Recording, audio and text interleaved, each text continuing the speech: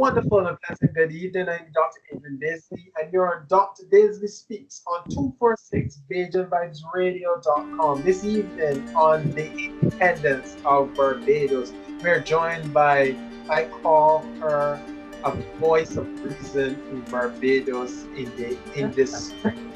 She is Wow. Peta Alleyne. I have great respect for her. She's a walking dictionary, a walking encyclopedia, and I know that we had this agreement not to go too deep, but I love her so much that I want to give her the opportunity to share some of the wisdom and the knowledge that she holds inside. Peter Ali, how are you Yeah. doing? Welcome to Dr. Business. Thank you for inviting me, Adrian. Happy Independence to everyone. Thank you very much for that introduction. I'm a little tired this afternoon, Yeah. but other than that, I'm well, thank God. And vertical. Thank Vertical is good. Okay, so let's get started so that we can get through an amazing interview with yourself. How did you get started? Who were the influencers that got you into acting, for example? I call my life an example of happy accidents. Everything, yeah, nothing was planned. Things happened, and and then I would go on that journey where I was directed, and then it would turn out to be the place that I was supposed to be. About age 9 or 10, my parents took me to see a St. Winifred's pantomime, and for me that was the moment that I fell in love with theater.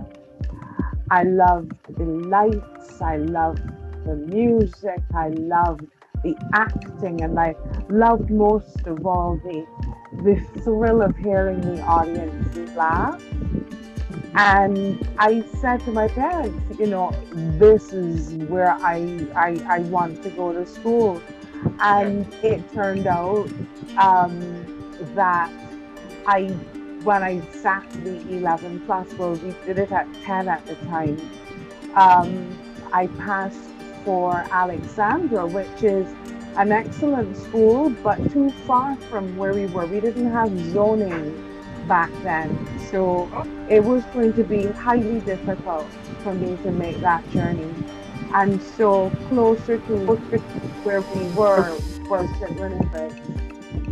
And that's where Right, I ended right. up and Okay. auditioned for the first pantomime that became available the year after that. Wow. So you were acting, wow, from a very, Age very young 11. age. Age, Age 11. how many? Oh, okay. I'm not gonna ask you how many. 48. I've been in theater for 48 years. 48 years in theater. Oh my God. You have a lot of wisdom. So you after leaving St. Winifred's, what Mhm. did you do? I went to community college Yes. and did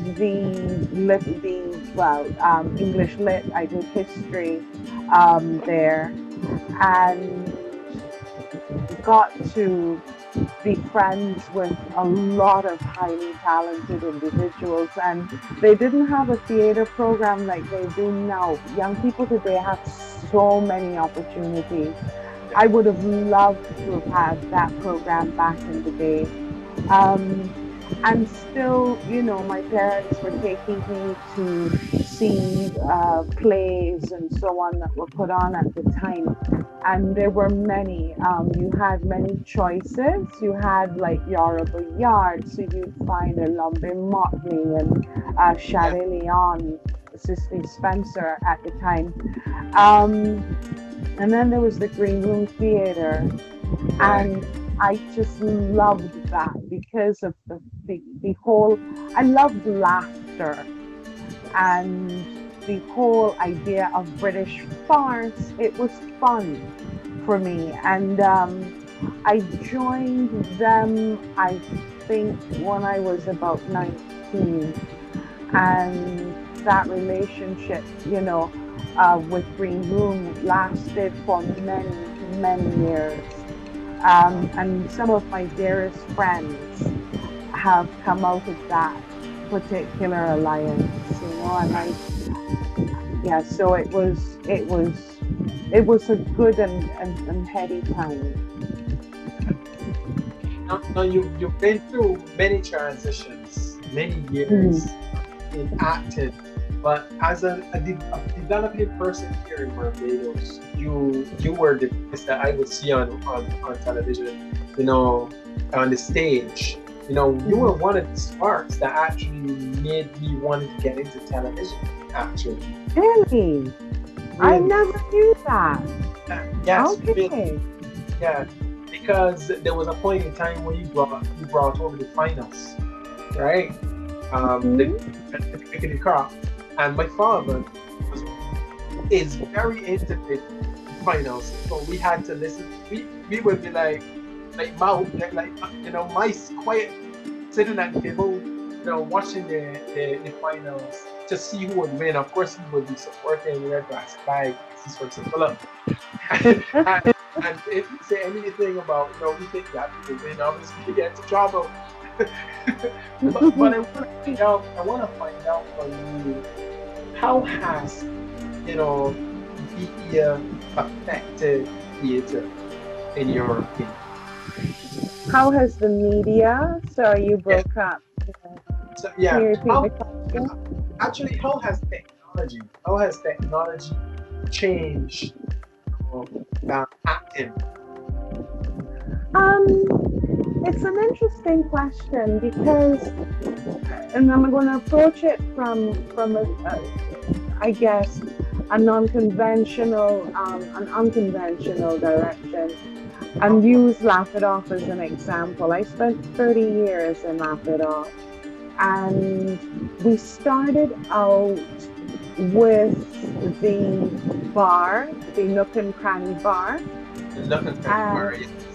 yes, and then recognizing that with the times we needed to make a change, we then had their pay television. So what we had then was we moved from not only having uh, stage scenes, then we would have scenes on video. And that remains up until this day. So the two, I think, was a smooth marriage, Okay. and it worked in Laugh It Off. Yeah. Um, for theater as a whole, though, a theater needs a space. It needs its own home, and that is one of my age-old cries. We need a space for theater, but with technology, sound, once upon a time we used to project. Projection, you had to use your diaphragm, your diaphragmatic breathing, and so that your voice could reach not only those in the front row, but also those at the back. And you did Yes. that strictly by using your voice and Right. projection. Yes. And nowadays, actors will use headsets. Yeah. And if you notice on Broadway, headsets are not like these things that you will see stuck in your ears and a little microphone thing by your mouth, although those are used. Now you will notice that they actually have it from your Yes. hair, Yes. Yes. and Yes. you might notice a little jewel or something coming through, Yes. and it is Oh, amazing yes. how technology has changed. And so there, but then again, their theater space is like thousands of Yeah. seats and Yes. various levels, various tiers. So yeah, technology and theater go hand in hand together. Look at the lighting, Yeah. um, where, you know, lighting now is part of a theatrical production. So yes, it's really a very smooth marriage. No, I love that synopsis. Let's talk about independence because today is we're 54 years, and Yes. how does it how does it feel to be a Barbadian to celebrate this with Barbados? Let's come. I remember 1966. I'm a dinosaur, so I do remember November 30th, 1966. And I was 5, and I remember it strictly because I was so sick. I was ill. I was in my bed with the measles. What? And so, yes, and I remember my dad um, lifting me out of the bed and taking me outside so that we could see the planes as they flew across, because they had a display in the air as well. And it always bothered me that I missed hearing the broadcast because they were listening to it on the radio and so on. So I don't have that memory, but I do remember being down with the measles. Yes. And so from independence, 1966, how Mm-hmm. have you seen the transition? Oh, wow. You want me to go through 54 years? The Yeah. changes have been, I mean, one of the things that makes me proud is that Barbados was once described as punching above its weight. And it didn't get there just so, you know. I think that this little ham bone, I always call it that. The shape of it reminds me of a ham.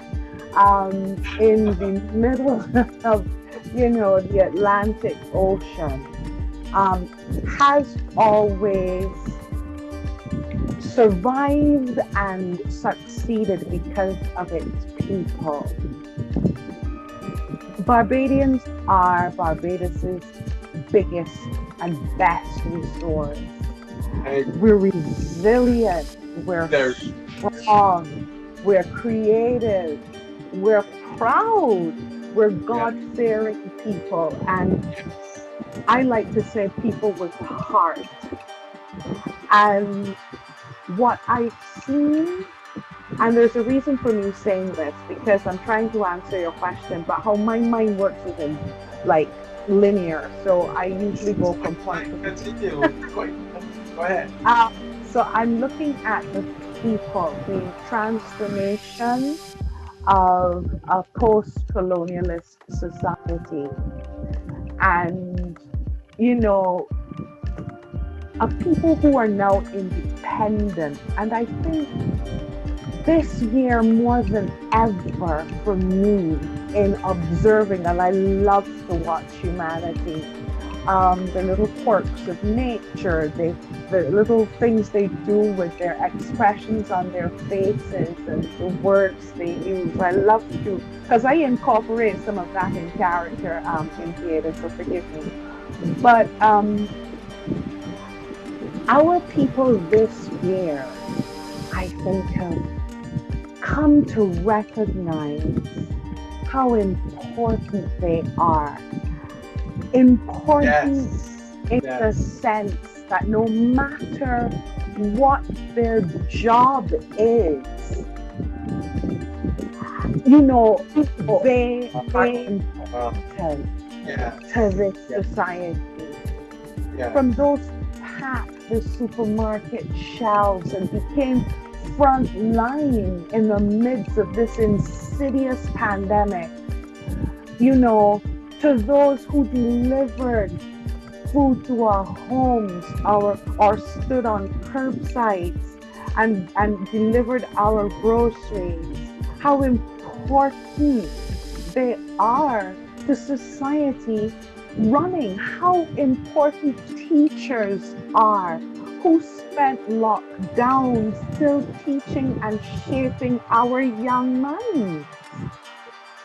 And that for me says that this country will survive or not because of its people. I hope I'm answering your question Of how course, you. yes, Okay. you are. You know the point of no longer are we in that mode of interview where you know your answer has to come from the heart, from your Yeah, expression. And, that's how I so feel. you didn't answer my question. One thing I would like us to talk about is what are some of the pitfalls that you would have seen that we fell into before, that we have been able to What are pick up. some of these? Sorry, I missed the first part. What are some of the pitfalls that Pitfalls. Okay. we would have fallen into in the past that we have recovered from, in your opinion? Hmm. Interesting. Some of the pitfalls. Yeah. Okay. Sense of self, identity. Um, I think that somewhere in the 70s or 80s or so, we kind of took on a North American kind of persona. Um, and I think that we have a more strong sense of self now, Yeah. of ourselves as a people, as ourselves as a nation, and where we stand in the scheme of things. Yeah. That's my personal opinion. And sometimes I think that we too often chase the capitalist view of life, the acquisition of things, and placing importance on those things. And then when those things are taken away, then you recognize that what is important to you really wasn't that important after all. Yeah. I like that. Um, so that is, I think, some of the pitfalls, but we are human. We're Yes. human beings in a human existence, and we will, God gave us freedom of will, of choice. And sometimes the choices we make might not be the best choices, but they certainly will be learning ones. Of course. I like how you talk about, how we learn to appreciate the things through the pandemic. In Brazil, I learned that the things that you think you do, because I saw resilient people in Brazil. And, speaking of resilience, yesterday I had an interview with a lady by the name of Monica Redmond, who is in Rio. And I was put in touch with her because of the Barbados ambassador to Brazil. And she said you should reach out to this community. This is the Barbadian descendants living in Brazil. And I lived in six, and I Really? didn't know there was such a community. And when I reached out to her and I saw the work they were doing, the festivals that they promote to encourage in expression, I had to have her around. And one thing that I've seen, Peter, is that technology is bringing us together. And when I when we started the program with this in mind. How do I take education and and things in the future? Yeah, You know, yeah. that is was the premise for this program. And so when I heard, you know, of independence, I said it's first independence here than anybody else. So for me, it's really emotional to my neighbor brought a bag of counties and another neighbor brought some With chicken. raisins or without? Actually, I'm non-partial. I like both. Good I like answer. both. I like both because in Brazil, they make them with raisins and they call it pamonha, and it's sweeter. They make it coconut. Yeah, I'm going to make some Brazilian dishes sometime and offer so people can have this fresh experience. Yeah. You So Peter, let's go a little deeper now. Um, you are remember about 4 o'clock this morning, yeah, so yeah. So it's not going to be anything deep in terms of too much thing. my We're having a quick conversation. type of sluggish. We're we're having a conversation. So I heard you shared a lot of information about colonialism, on the program today. So I would Yeah. like you to give the general masses out there some knowledge of Barbados because Okay. not your history. I take our mandate, our broadcast mandate very seriously. For me, it's almost like an oath. Yes, it's to entertain. Yes, it's to inform. But most of all, it is to educate. And so for me, whenever I do a national broadcast, I think it is important. And even if you might have heard the information before, there are Yeah. always others who haven't. Yes. And you Yes. might be teaching someone something or reminding someone of something. And so I always like to find out information and share. Um, and the spot where we were this morning, Hero Square, oh my goodness, steeped in history.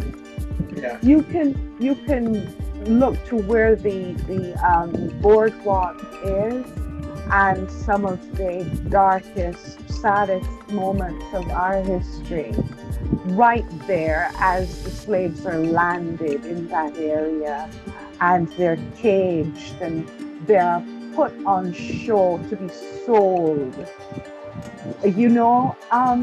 Or you can look at a Lord Nelson, for whom there are varying stories told, but who signified a time in our history that, yes, it took place, but we don't still have to celebrate it by his presence there.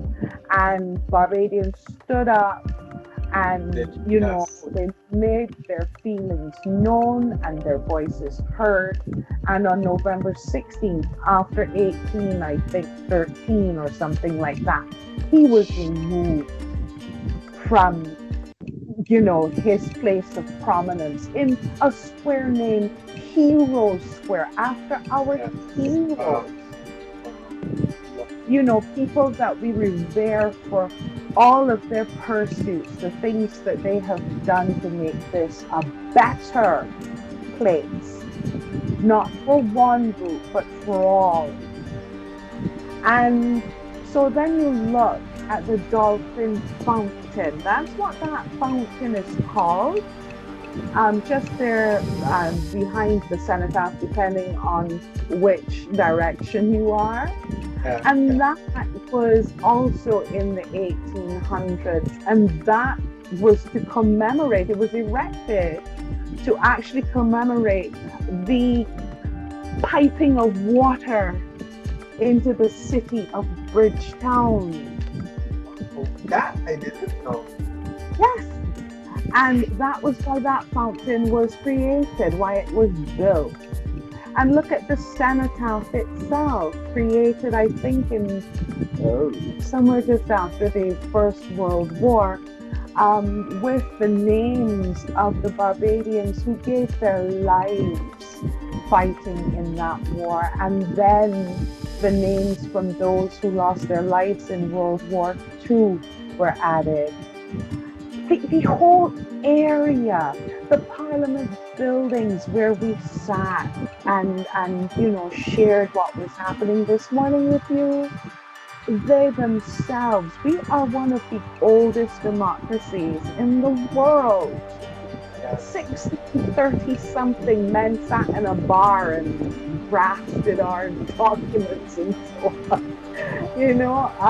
I'm not sure if it was a rum shop, but with oysters. And those buildings then, they have an architectural history in their neo-Gothic style, and also, things like, oh my goodness, the name of the square before it was Hero Square, was Trafalgar Square, dating back to our colonialism, but then changed after 1998. I think it was in 1999 the name changed to Hero Square, then to celebrate then our acknowledging of those 10 Barbadians who are our national heroes. So a little bit of the history of the area. We could continue Bridgetown itself with the 1937 riots and Clement Kane, himself a national hero. So I should really honor him by saying the right excellent Clement Kane. So there are so many stories, Rachel Pringle Colgreen, the black female terrier from Bridgetown. One second, Peter. You're getting comments coming into the chat. Listeners who are enjoying the conversation is so enlightening. I look forward to the next time when Peter is on. Thank you. Thank you so much. Okay, so you can continue, Peter. I would like for you to tell us about some of the things that we don't know. The general. What I'm going to do, take a part of this book, but try to put some piece to it, so that my counterparts in Brazil can also learn a bit about Barbados. What did people do on Independence Day in the old days? Oh my goodness. In the old days, I like how you say that, 1966, the old days. Well, they watched the parade for one.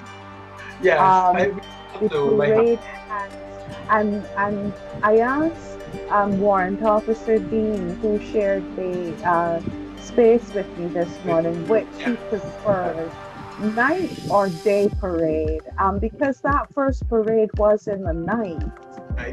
And what a night it was. It rained and rained and rained.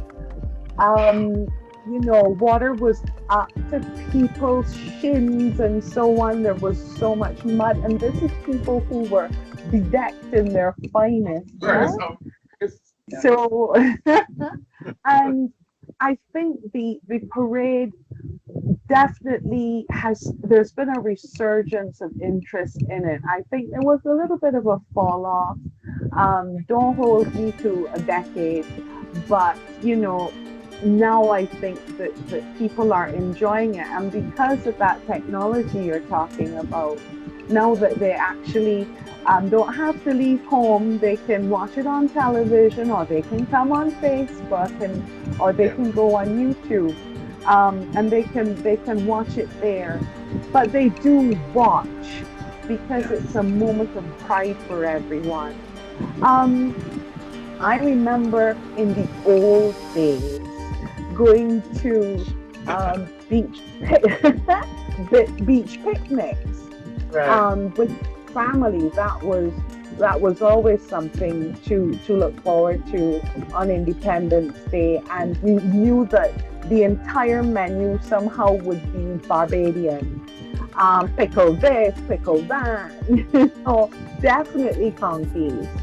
Right. Um, and so I think that Independence Day has always been celebrated with family and always with food. Yeah, yeah. Actually, Independence Day in my house, my father would wake up and would, make us dress, you know, to sit, to watch. And I remember one of the I was like, why would you ask us to, go to take a shower and put on nice clothes to sit to watch the parade, and then he said to me, because when he was younger, he would go with his dad to the Yeah. to the parade, and he wanted us to have the experience. When I talk to my kids about the Independence Parade, they Independence Parade, So they're like, they're so disinterested in it, and I'm so interested in culture that I think that one of the reasons why I also program, part in fact, the walking dictionary, in my opinion, is because I believe that we need to make generational linkages. I was on your program, and that showed me that we have social linkage, and generation is ignorant of this knowledge, for one Yeah. word. I, We I must, if I can interrupt, I of must give not kudos the to the generation. National Cultural Foundation because they've got, of course, not mention it, I'm going to have a block, but it's oral history. So they are interviewing, the older people within the community, those well known and so on, and asking them about their history, about how they got into what they were doing, and so on. And I think it's an excellent exercise and it's been happening now for a couple of years. So they've got a lot of recording, and that's fantastic. So hopefully it will be accessible at some time, at some stage. Yeah. Um, but I spent my independence in secondary school in the parade. I was a girl guide, and Okay. I think Connect. that also was there you go. But I think that was also what made me so emotional about, being involved in independence broadcasts and so on, because it's part of my history, it's a part of Yeah. my memory, and so special. And that intense feeling of pride when you marched past the Governor General of the day, because these are Yeah. people Yeah. who Yeah. we would have only seen in newspapers and so on, or on television, and now you're Yeah. seeing them in life and living color. Um, and as a child, the pride and that you took in making sure that your uniform, your Girl Guide uniform, was spotless, you know, perfectly pressed, your shoes sparkling, so that you knew that you were representing well. And so, yeah, that's one of the reasons why it's very special to me.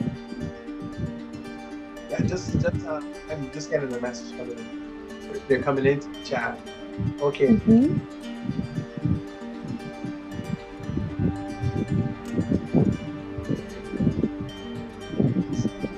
Okay. Yeah. Okay. Um, those descriptions are so beautiful and vivid. I look Thank forward to you. seeing much more of Barbados when I visit. So, because Definitely. one person in London watching our live broadcast as Nice well. to have you. Thank you. We're so happy to have you on the program. And today when I listened, because I watched your life. You know, Mhm. I was learning so much. So I was soaking it in, and I was so much we don't know. It's, even persons who study history still don't know. You know, then as we said, the nooks and the crannies of Barbados. You Yeah. know, I I've heard of some tours, like when there's a tour going on, you know, St. George Parish Church, and this kind of things. I like to go because I Right. feel so as a general energy with so powerful touch, you know, with the Greenwich world. does an excellent one on Bridgetown. And he himself is a wealth of information when it comes to knowledge of our parishes and cities and so on, but mostly Bridgetown. Carl Watson as well, historian, Dr. Watson, he does some excellent tours. So, they are available, and if people are interested, they can always just Google it. There you go Yeah, with the new technology, and I'm sure that you can meet up on some form of information that you might not. I remember as a child hearing about the Chase Vault in the Christchurch Parish Church Cemetery, and I found that fascinating. That every time, whenever they opened it, the coffins were always moved. And how could they move around? Because the vault has to literally open almost with dynamite before you can put in a new one. And so no one had access. So why and how, things like that. And then there are the tales that your grandparents used to tell you.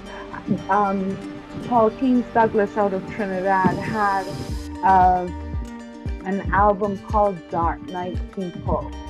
And this was about those things that, it's go bump in the night. all the things Uh, and things. and Barbados, of course, would have to have a steel donkey. I mean, Of like, course, I would like to you see know, how many years I waited to see a steel donkey. you wanted to see one. I wanted to. Oh, I thought please. like it's not real, because we have so many. I know Duffy's existed because we had a house that was haunted. Yet our family house was haunted for 3 years. Yeah, the person who These owns. stories exist about the Yeah, presence of spirits, and I do yes. believe that evil does exist in this world just as good exists in this world.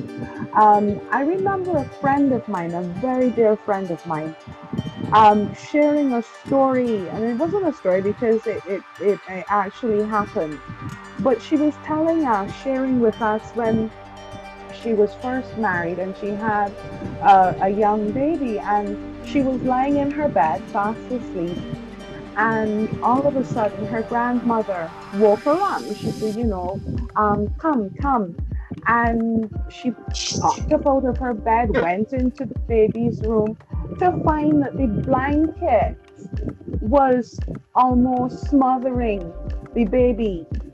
And so grandmother saved the baby. The only thing is the grandmother had passed away decades before. There you go. Just give me cool bumps. I've heard of Uh, many stories about, you know, duckies and ghosts, and I didn't believe to some extent, mhm. even though it's spiritual, until I went to Brazil. It was in Brazil that I saw and experienced some things that opened my perception to the reality of of this next dimension. And I think even though we are religious in Barbados, we're still very close to a lot of ideas. You know, we still don't have those open experiences that kind of help us evolve in our spirituality. I'm very I'm very happy. Okay, we're getting a message from our next guest. She'll be up in 2 minutes. We have to get our amazing time. So yes, Time flies when you're having fun. exactly. And I'm having great fun. When you were growing up, what was your favorite sweet? My favorite sweet. I Yeah. can't pronounce it on this show.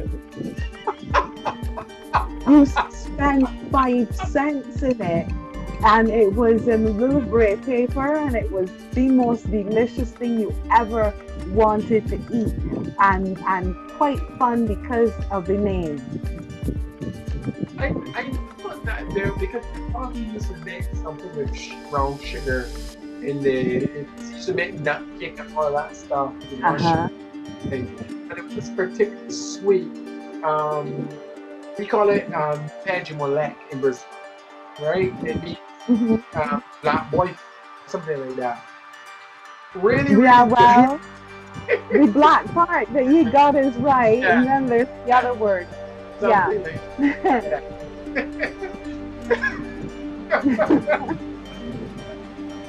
And so that was your favorite sweet. Hmm? What was your favorite drink? Did you grew up in a house that used to make sour soft punch and that kind of stuff? That is my favorite of Mine all too. time. Still is. My Still is. mother was the master at making those drinks. I mean, golden apple juice and all of that, but soursop is still my number one. But years ago, I think fruity, but the one, This- the one in the bottle, yeah, not the the one. Oh, yeah. I was alive when it was bottle. right, and the one before, not the newer version. Right. Yeah, and I Yeah. used to put it in We get milk. a message. We get a message from this to the chat. All right. See how technology is. Wow. Uh-huh. Okay. The manager station asked if your fan is on. Yes, it is. I Okay. dropped you a note, remember? Because I was Okay. telling you that I do apologize, but it's very warm in here. It's Right. Okay. it's Yeah. affecting Yeah. the audio. It's quite fine. We're gonna work through it. Now, Okay. now, now. My father used to take us down. We used to do the whole British market, the oysters, fish vegetable thing. My father was he's very country, so for some reason, they seem to have this connection to the earth and stuff that they don't see it very often, in other expressions. Um, Okay. I remember we used to have Saturdays was town, right? I hated town. We go into town to buy things, and did you have these on Christmas going and standing outside of the places and looking in? Did you have those days as well? Window shopping and not carrying home Window nothing. shopping. And not only that, they actually used to dress up the windows for Yes, Christmas, remember? yes, So, yes. yeah, it was. Yeah, Imagine. I remember that. I also remember I hated fitting shoes. And you would always get a new pair of shoes for Christmas, well, the whole outfit. But and to this day, I'm just not a shoe person in terms of going and sit down. I know my size. I'll pick it up and I'll take it home and hope for the best. Oh my, fitting shoes and walking about and trying to see if they hurt your toe or whatever. So and invariably they did Of because course. time as a child your feet were still growing. So you'd buy them Right. and then by Christmas morning they'd be pinching. Oh my goodness. And Yeah. you couldn't twitch in church. I mean your foot killing you. And you got sit still like a soldier. If you start to recline at all, your grandmother would poke you in your side Yeah, with her finger or pinch you. yeah, Yeah. yeah. I had those days, and I think that these are the things. I remember my father would take his vacation when we were having vacation from school, so that he can come, to our Mhm. bank. He would participate but in May, you gotta, you gotta And first of all, have to play I Spy.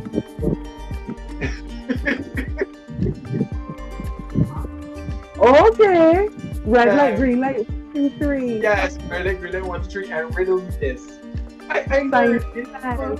There's so much things. I mean, Simon said, but we used to do Simon says we walk up. So, What? so yeah, so we have to walk up, right? Doing Simon says, and my father would no, sorry, really want to treat and Red walk light, up. green. Okay, walk up. Yeah. Okay. So you're walking up, going forward, and then we find out that you got to stop walking up, and whatever position it is. You know, I believe, right, that there's a strong cultural um, value in having the connection to the next generation and being able to pass that wisdom. And so I have Yeah. great respect for the for persons in my community. And I I still, tried my best with my son. I took him to, things that I was involved in and so on. Heck, I was pregnant while I was performing at one time. And nope, nope, yeah, didn't take, nope, yeah, yes, yeah. no. As I, So maybe if I'd had more, but, no, and he's more into technology. that's And fine. That's fine. so that's That fine, yeah, but I try. yeah. At least he's interested in something. You know, But he some knows, he remembers things I have said and I've told him, but it's not for him to be actually part of the cultural fraternity. That's not where his head is at. yeah, you know, I feel as though, when I started to get involved in culture, I got heavily involved in culture in Brazil, and this is because you saw the stories and the wisdom that was passed to the next generation through culture, and they have so many festivals, and because Brazil is so mixed, you get a Japanese culture coming in, because where I lived in Moji, for example, Moji was founded by the Japanese who came in. Really? Yeah, and they Okay. built this city. They built this city, so it's one of the richest cities in Brazil. But yet, the richness is how the people, think. It's like a cosmopolitan. It's like almost a Barbados, Yet it's almost the size of 4 Barbaduses or 5 Barbaduses. Um, have you ever had the opportunity to go to Brazil? No, I want to. Yeah, okay. Um, I want to. Well, South America as a whole, it has always fascinated me. Um, Brazil more because of the culture, and that statue that you always see in Rio that always Yeah, says this is Brazil. Has always fascinated me, and I'll get there of course. eventually. Yeah, maybe in the future, because in making languages in these communities in Yeah, Brazil, I do believe that we can have a visit to Brazil and export culture. That's what I'm doing, linking Barbados to Brazil, excellent. because we're doing amazing things. Italy. And now we're coming down to the last 8 minutes. Uh, Okay. yeah, it's been 48 minutes already, Well, we Really? already. Okay. So Peter, um, what's next for you? Well, I'll be 60 next year. Um, I hope I'm that, invited to Barbados to your birthday party. That's all I'm saying. I'm putting it out I there now. don't know if, well, it all depends on COVID. And you can have a Um, 60th birthday and not have a party, even if it's virtual. yes, you can. Yes, yeah, you can. It's just going to take some great creativity. But we are. Yes. Okay. Well, But I'm I'm a bit ambivalent about changing decades right now. okay. Um, I don't know, and you wouldn't understand this, but when I was back in my youth, people who were 60 look old, and I literally look Yeah. old. Yeah. So now I am thinking, Oh, oh my goodness, I'm going to be 60. Wow. But I still feel like me. Few aches and pains, wake up every morning and learn a different spot on my body because it hurts. But it's like I can't believe that time yeah. has gone by and gone by so quickly. Yes. And it's only in like talking to you and talking on my program and so on that I realized that yes, that amount of time has passed because I've got the experiences there within. But it doesn't seem that long. And I wish that younger people would recognize that life is short, you It's, know, and you have to live each day. And I've recently, and not really recently, as in like this year, within the last few years, I've embraced living mindfully.